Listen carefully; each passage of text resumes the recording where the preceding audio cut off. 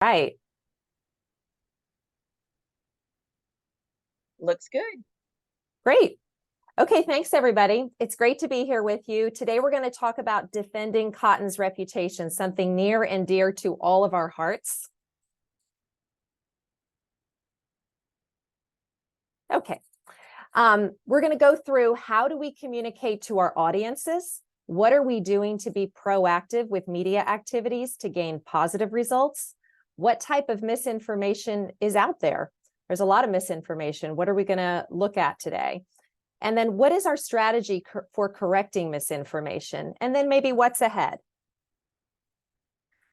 This slide, I really want to spend a little bit of time on. This is how we reach our audiences.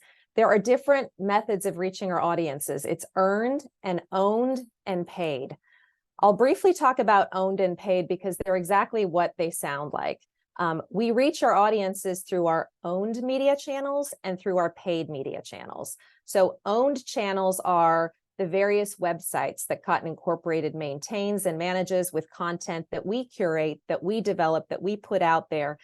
We can be guaranteed that if we're putting the information out there, it's not misinformation, it's not inaccurate, and it's exactly targeted to the audience that it's meant to be targeted towards. On the paid side, similarly, if we're paying for it, whether it's through utilizing paid opportunities with sponsorships and advertising, with other print and digital and programmatic opportunities, if we're paying for it, we're managing the message, we're managing the content. So the misinformation is not happening on those two channels. The blue circle, let's talk about the blue circle. The blue circle is earned media opportunities. That is when we're working with journalists, when we're working with others, and they're talking about the cotton world, the cotton industry. They're putting information out there, and sometimes it's misinformation, not always. But we really want to focus on that area because if we're talking about defending cotton's reputation and inaccurate information that's out there, we are going to talk a little bit today about that earned space. These are articles, news stories, online, print, broadcast, and social, both on the consumer side and on the trade side. And it's a big world out there, but we'll go through it a little bit, and we want to really help our journalists make sure that we work with them to get the information right. So when it comes to defending cotton's reputation, our strategy is really multifaceted. It's everything from developing press releases for that earned media space to get messages out there about news that's happening in the cotton world. It's podcast participation, and we're developing several podcasts. In fact, recently, we've just started developing a podcast with Eco Textile News, which is a very well-respected publication on the sustainability side, and we're looking forward to a series with them coming up starting very soon. Content curation, I talked about how we develop our content with our various websites. That's something that we work every day on to help defend cotton's reputation. A media database. We manage and develop a media database at our company that helps us understand who's getting it right and who may need to be educated a little bit further about what's happening in the cotton world. Blogs and articles are another strategy and a way for us to get the word out about the work that we're doing and the work that you're doing. We have a wide array of subject matter experts, and we work with those experts to set up interviews, so I'll talk about that in a little bit. We also have corporate social channels for Cotton Incorporated and for our many other areas that we develop content for. It's another strategy that helps put the message out there accurately about cotton. And internally, just so everyone on the call is aware, we curate the stories that are happening throughout the week, and we share them with the company and our 5 offices around the world so that we can keep our own people informed about what's being said in the cotton world. Okay, what is this? This is called an editorial calendar. Publications, news media, other media outlets have their own editorial calendars. We do too. So you'll see in this editorial calendar the months throughout the year and topics that we discuss, that we highlight, that we share information and messaging throughout the year. It does not mean that we're only talking about cotton economics in February. We talk about cotton economics and how important that topic is throughout the year. But in the month of February, we may highlight it more specifically. For example, you'll see that May was the 50th anniversary. May, we highlighted the 50th anniversary of the Seal of Cotton, even though it's going on throughout the year, because we launched our microsite for the 50th anniversary in May. And then July, we do a large push on Plastic-Free July, where we talk about cotton's biodegradation qualities and the important work that was done, that has been done and is continuing with research at Cotton Incorporated. We talk about it throughout the year, but we especially talk about it during the month of June and July. And then coming up in December, you'll see that we're going to be focusing on soil health. There are reasons why we focus on these different topics throughout the year, but wanted you to know that there is an editorial calendar that our company maintains and manages to get the word out about different important topics in the cotton world year-round. I'd like to address the Lifestyle Monitor website. The Lifestyle Monitor website is an area of a hub, basically, of information. It's a great go-to resource, and we really have been utilizing this resource with a newly upgraded website that's very user-friendly. If you've not been on lifestylemonitor.com, I would love for you to check it out. The reason why is when we're talking about defending cotton's reputation, the misinformation continues to be similar in some areas. So land use in cotton production, water in cotton production, pesticides in cotton production, organic versus conventional. These are topics that we regularly hear misinformation about. Well, the good news is we have fact sheets for all of these topics that have been developed, that have been vetted, that have been sourced and cited, and everything that we put out there is sourced and cited and USDA approved. That gives us a great level of comfort that we are not contributing to any greenwashing, that everything that the company is putting out on behalf of the cotton industry is factual and can be linked back to cited data. So I'd like for you to know that we direct that blue circle of earned media to this site very often. In fact, we have a press page on here that we are continuing to build, manage, and maintain, and educate the media to go to this source as a site, as an opportunity to learn more about facts about cotton. So I talked about the fact sheets. We also have press releases on this website. In fact, in 2023, we've issued 14 press releases to date, resulting in over 1,800 positive stories about cotton research, innovations, news-related topics, everything from the seal of cotton to new technologies that have come out, and to consumer research and microplastic pollution, and even whole cottonseed. So please go check out this website as a takeaway from today's talk. Our subject matter experts. This is only a glimpse of some of our subject matter experts, many of our experts that we utilize throughout the year. As you know, the range of subject matter experts at Cotton Incorporated is expansive and it's impressive. In order to help amplify our thought leadership and get more credibility and become and continue to be the innovators moving cotton forward for the next 50 years, we work to highlight these individuals on a range of topics. So that blue circle that I talked about, I'm going to keep going back to that blue circle of earned media, reporters who are seeking information. Not only do we have fact sheets and data that we can provide them, we also set up interviews with our subject matter experts. And the topics vary, whether it's the circular supply chain or a macroeconomic analysis with John Devine, our senior economist, or fashion merchandising and consumer marketing, or climate smart agriculture and product innovations and technologies. We have an expert who can speak on behalf of that topic. And really, our experts are one of our tools in our toolkit that we use to help defend cotton's reputation and to help correct misinformation. Also on the Lifestyle Monitor website is this type of information. The supply chain insights work that we put together with our CSI team here. We've been tracking consumer attitudes and behaviors for about 29 years through the Lifestyle Monitor consumer survey of about 6,000 shoppers.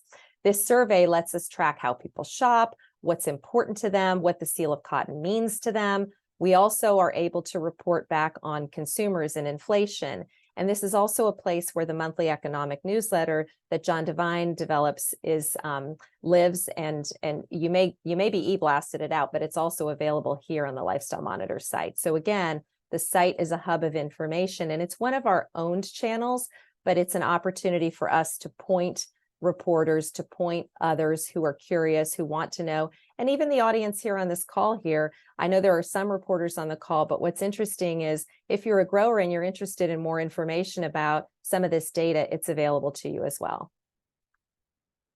So why do we talk to the media? Well, we're talking about defending cotton's reputation and misinformation. They do not always get it wrong. In fact, often they get it right, but our work here in the corporate communications team is to help them get the information that they need in a timely manner so the article that they're writing can be accurate. We talk to the media to help build our reputation, to leverage those subject matter experts that I mentioned earlier. I'm fairly new at Cotton Incorporated. I've been here for about 1.5 years. I have a wonderful team that we work with, and what I've learned is, we really are a trusted resource. This company and the subject matter experts, the work that's being done, we are a trusted resource for the industry. So we work with the press so that we can be the first stop, the middle stop, and the last stop when they're writing articles, so they understand how to convey the information accurately. We also work with the media because the media represents all kinds of different industries and audiences. So if we're working with a sustainability reporter, that article is going to be published and shared to a different audience than that grower ag audience that many of us on the call understand and know maybe more intimately. So we work with other members of the media, including consumer media, because the consumer, at the end of the day, those who are purchasing cotton, we feel they need to understand the work that's being done, and there's an opportunity there to speak with them as well. We talk to the media also because if we don't participate in interviews, if we don't participate in information, we can absolutely guarantee that the information has a better chance of being inaccurate. So if we deliver accurate information and work with the media, that helps address the misinformation. And I mentioned the USDA vetted situation earlier. What's important about that is our claims are factual. Our claims, everything that we put out there has already been cited and vetted, and words do matter. So when we explain that and we work with the press to help them understand that, we again continue to elevate our position as a trusted resource. So correcting misinformation, how do you do that? Remember the old telephone game? And by the time you get to the 35th person or the 10th person, or sometimes even the 3rd person, the information is inaccurate. It's difficult to go back and correct misinformation that's been out there. It's not any easier with tools that are out there now, like AI. So we're watching AI very carefully, and we are looking at a lot of work down the road with AI. But the best way to correct misinformation is to be proactive. What's frustrating about being proactive is it's often a marathon. It's not a sprint. It takes time to invite, to educate, to get in front of the story, but it's the right way to do things. It's a slow road, but we understand that information and getting accurate information out there is what's important. So correcting the information at the source where possible is always the best defense, right? When you see information and you go back and you track it back to the original source and it ends up coming from maybe a Wikipedia page that got it wrong, there is a strategy that we have for correcting that kind of information as well. It's a little bit of a longer road, but we're working on those things at Cotton Incorporated. And also, how do you correct misinformation? You really highlight where cotton shines. Cotton has a great story to tell with biodegradation and so many other areas. So, when we talk about where cotton shines and highlighting the wins, that's an opportunity for us to correct misinformation as well. And then we amplify accurate information. Once there is correct information that's out there with our own channels and our paid channels, we put money against that with search engine optimization and search engine marketing, and we push out those positive, accurate messages so that all of our multiple audiences can see accurate information about cotton. So when you're talking about being proactive, we have had this opportunity this year to turn 50. You don't turn 50 every year. So the Seal of Cotton turned 50 and is continuing to celebrate its birthday, by the way, till the end of December. So what did we do about that? We realized that that's an opportunity to tell a positive story. So we created a microsite for the 50th anniversary of the Seal of Cotton. It was a great opportunity to help educate those in our supply chain industry and also on the consumer side about the Seal of Cotton and what it means. There is a microsite on the Lifestyle Monitor website that I would like you to check out when you have a chance. It's called Anniversary on the top tab. And you can see here, as I scroll through the landing page, there's a video, there's a timeline with milestone moments that occurred throughout the history of the Seal of Cotton. And we also reached out to industry experts and leaders around the globe with the help of our multiple offices. And we had some incredible accolades and sentiments from others, not paid, unsolicited, just asked if they would say something about what the Seal of Cotton means. And you can see a wide array of extremely positive content and positive comments on this website from those individuals. We also, on our corporate social channels, which include LinkedIn, Facebook, and Twitter, or formerly Twitter, now known as X, we do push out those positive messages from other industry leaders to help share the positive news and story about cotton and the seal. So you'll see, maximizing this opportunity for the 50th anniversary, we gained other positive results for the 50th anniversary in publications, those earned media spaces, Sourcing Journal, Textile World, Rivet, all covered the news of the 50th anniversary of the Seal of Cotton. And we also hosted a media tour. This is an opportunity for us to share information about the seal to multiple audiences through sort of a one-day media blitz, if you will. And you can see that the results of this were 1.2 million online reach for the radio audience, 405 different radio stations that participated, 118 TV stations. So if you turned on your TV in West Texas, if you turned on your TV in the Dallas or surrounding areas or anywhere throughout the country, there was a good chance that you may have seen Kim Kitchings highlight the 50th anniversary of the Seal of Cotton as part of our media activities. So now another way we gain positive results is whenever there's a fabric innovation or technology that has been, gone through years of research and is ready to be announced and shared. We worked with our product development and global supply chain marketing team when they were ready to make this announcement to help amplify the message in the earned media space with reporters and journalists who may not have understood or known the meaning or the highlights of Restec cotton. So Restec cotton is a quick dry sheeting technology, and the team here at Cotton Incorporated worked very hard to put the information out there. So the results of that were 5 fantastic stories about Restec cotton that appeared in publications like Home Textiles Today, Text Data International, Textile World, and in fact, Textile World also recognized Restec cotton as the fabric of the month this past month. So positive results and getting ahead of the story by sharing positive news is a great way to help defend cotton's reputation. My background is agricultural marketing communications for 20 years, and I had a chance to work with beef cattle producers throughout the states of Florida and Georgia. And I also have the great pleasure of working on whole cottonseed and oil from the marketing side.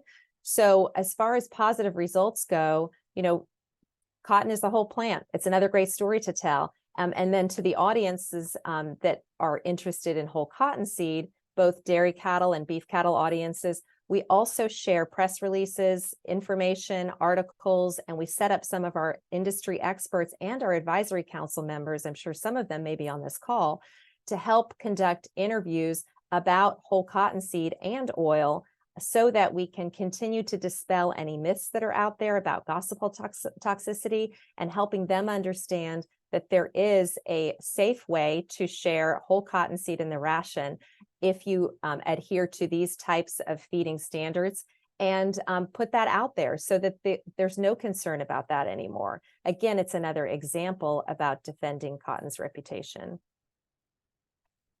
Another example about positive results with microplastic pollution is, I mentioned June and July biodegradation and focusing on Plastic-Free July month. We focus on it all year round, but we do focus on it during those months. We developed a campaign on the Cotton Today website. If you're not familiar with Cotton Today, another great website I urge you to check out. Our sustainability division works hand in hand with our communications team to put out accurate information about all the work that's being done research-wise on cotton from a sustainability standpoint. So we had a campaign called Stop the Cycle on Microplastics and Choose Cotton. The campaign was very well received, and while it lived on the site, we also worked with the media and press to highlight the news about cotton's advantage when it comes to biodegradation in Eco-Textile News, and pitch that story to those journalists at Eco-Textile News. And I've just put a screenshot up here of the headline of the story. Cotton Chief calls for natural selection. They are referring to Jesse Daystar, our sustainability officer and chief of sustainability here at Cotton Incorporated. The point is, when we have an opportunity to tell positive stories about cotton and about the work that's being done, and can continue to be a trusted resource and utilize our subject matter experts, we do it. It's a way to help defend cotton's reputation. So I want to spend a moment on this article in the New York Times. You know, you can be proactive, and we are.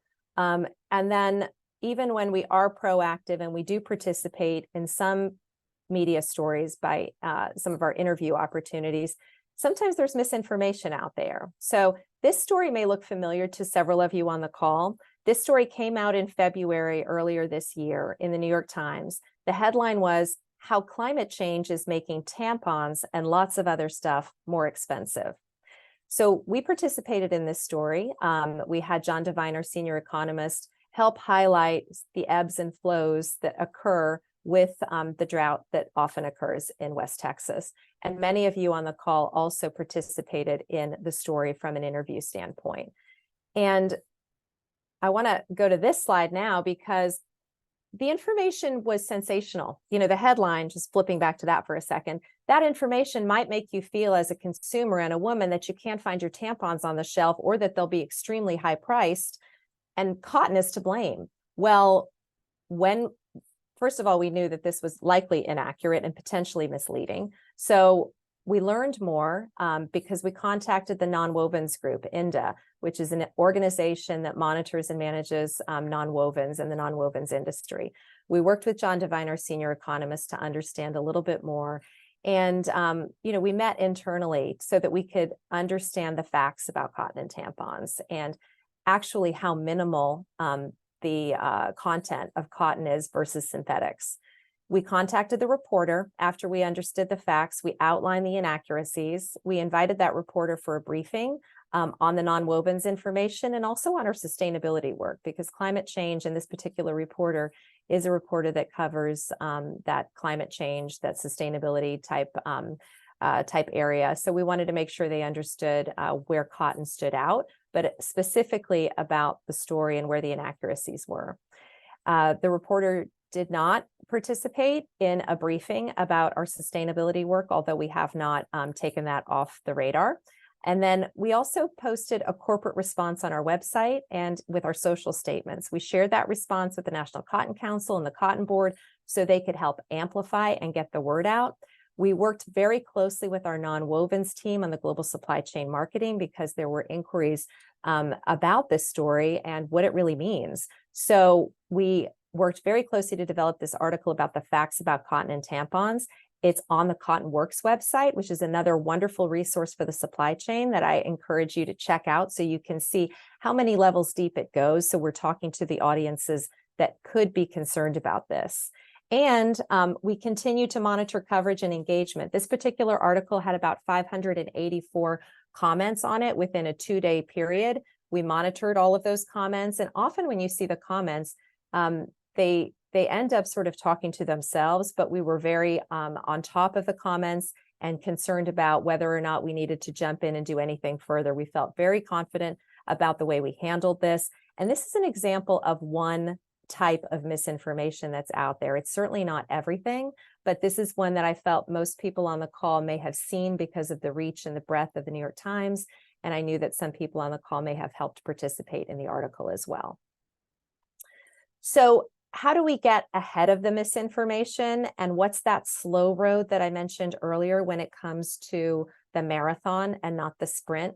We invite them into our house. So media familiarization tours are an opportunity not dissimilar from the producer tours that many of you have been on before, where we invite reporters into Cotton Incorporated. We educate them about what it is we do here.